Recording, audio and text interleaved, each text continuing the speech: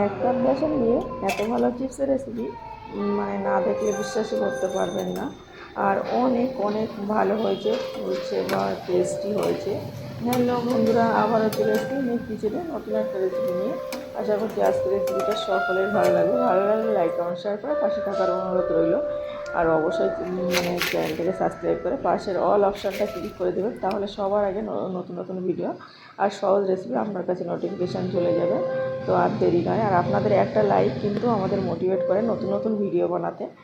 অবশ্যই পাশে থাকবেন। প্রথমে আমি বেসন নিয়েছি 1 কাপ, বেসনটা চেলে নিচ্ছি। চেলে নিলে বেসনটা মানে দলা দলা ভাবটা থাকবে না, তার জন্য আমি ভালোভাবে চেলে নিচ্ছি। তো আমার এদিকে চালা হয়ে গেছে, আগে থেকে চেলে নিলেও হবে।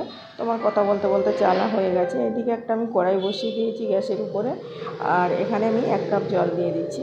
তো জলটা প্রথমে মানে বেসনটা অল্প অল্প করে দিয়ে নিতে হবে। আমি 1 কাপ মানে জলের বেসনে বানাবো। তো আমি প্রথমে দিয়ে জলটা যখন গরম হয়ে গেছে, তারপরে আমি স্বাদ অনুযায়ী লবণ দিলাম। লবণটা দেওয়ার পরে ভালোভাবে ওঠার জন্য আমি অপেক্ষা করব। তো টকবক করে ফুটে উঠেছে। এখন আমি অল্প অল্প করে বেসন দিয়ে নেব। আর আমি এখানে 1 টেবিল চামচ বেকিং পাউডার দিয়ে দিচ্ছি ছোটো চামচে। তো আপনারা চাইলে এটা আগেও বেসনের সাথে মিশিয়ে নিতে পারেন বা জলে দিয়ে নিতে পারেন। তো আমি বেসনের উপরে দিয়ে নিলাম, দিয়ে অল্প অল্প করে আমি এখন এই বেসনটা দিয়ে নেব কড়াইতে। আর দিয়ে এটা যেভাবে আমরা রুটি পরোটা করে খামির মারি, ঠিক সেইভাবে খামির করে নিতে হবে একটা। আর খামিরটা একটু মানে শুকনো শুকনো করা যাবে না, কিন্তু আমার জলটা কম কম হচ্ছিল।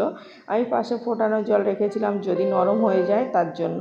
তো আমি তারপরে অল্প অল্প করে এখানে মানে জল দিয়ে একটু একটা ডো তৈরি করে নেব। আমি দেখিয়ে দিচ্ছি। আমার প্রথমে মনে হচ্ছিল যে জলটা ঠিকঠাক আছে, তারপর মনে হচ্ছে একটু কম কম হয়েছে।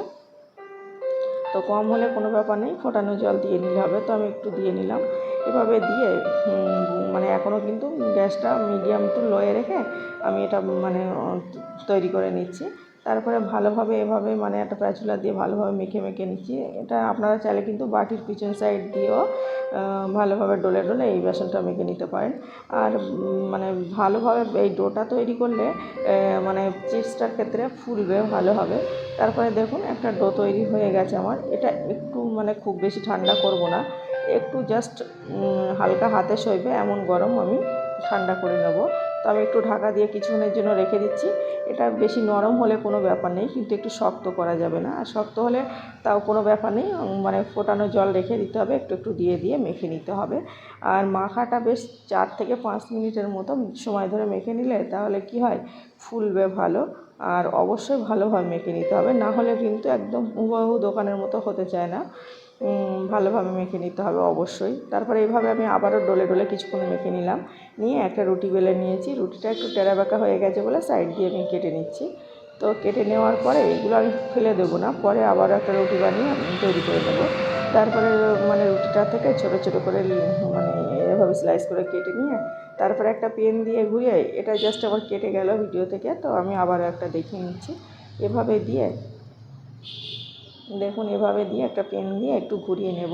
আর যে দিকটা মানে জোড়ার মুখ থাকবে সেখানে একটু পেনের উপরে ভর রেখে চেপে চেপে নিতে হবে, না হলে কিন্তু ভাজার সময় খুলে যেতে পারে।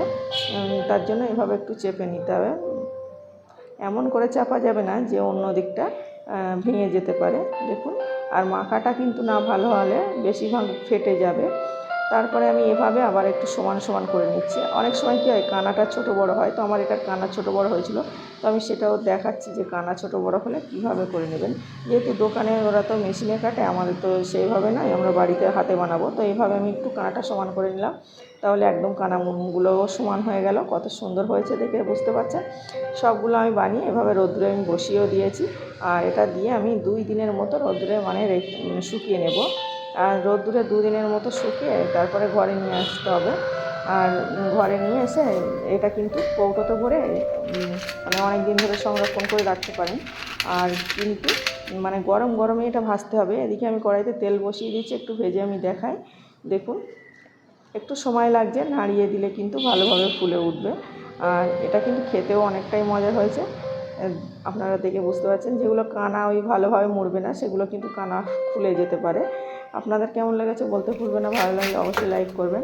আর আবারও আমি একটু শর্টে বলে নিই, বেসনটা ভালোভাবে ময়াম দিয়ে দিয়ে গরম জল দিয়ে মেখে নিতে হবে। আর বেকিং পাউডারটা অবশ্যই দিতে হবে।